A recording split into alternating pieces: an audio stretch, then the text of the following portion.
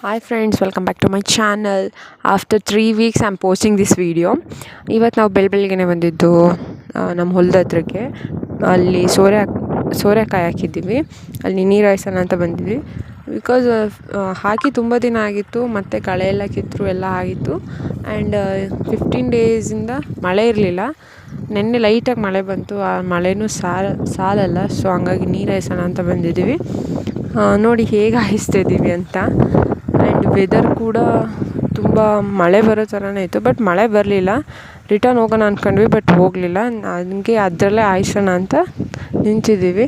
And ಇವಾಗ ನನ್ನ ವಾಯ್ಸಿಂದ disturbance ಆಗ್ತಿದೆ ಅಂದರೆ ನಾನು ಹೊಲದ ಹತ್ರ ಇದ್ದೀನಲ್ಲ, ಸೊ ಹಂಗಾಗಿ ವಾಯ್ಸು ಒಂದು ಸ್ವಲ್ಪ ಗಾಳಿ ಸೌಂಡೆಲ್ಲ ಬರೋದ್ರಿಂದ ಡಿಸ್ಟರ್ಬೆನ್ಸ್ ಆಗಿ ಕೇಳಿಸುತ್ತೆ.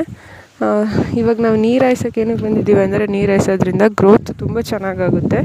ಇದು ನೆಲದಲ್ಲಿ ಹಬ್ಬೋ ಸೋರೆಕಾಯಿ, it's means bottle gourd. So ನಾನು ನಿಮಗೆಲ್ಲ ತೋರಿಸೋಣ ಅಂತ ಒಂದು ಮಿನಿ ವ್ಲಾಗ್ ಮಾಡ್ತಾಯಿದ್ದೀನಿ.